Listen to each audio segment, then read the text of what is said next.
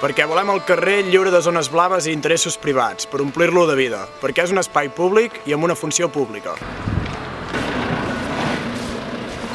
Perquè l'aigua és un bé comú i no un objecte de mercadeig i negoci.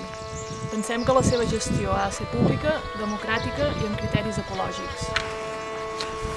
No volem oblidar les persones que han lluitat al llarg de la història per un país lliure i just, perquè som hereus de la tradició obrera de Manlleu. Perquè actualment la caserna és un espai en desús i perquè volem esborrar qualsevol símbol d'imposició política. La volem del poble i per al poble. Perquè el treball col·lectiu serveixi per satisfer les necessitats bàsiques de les persones. Aturem l'espoli social. Les activitats, els espais i la vida al poble han d'estar pensats perquè la gent gran en pugui gaudir en igualtat d'oportunitats.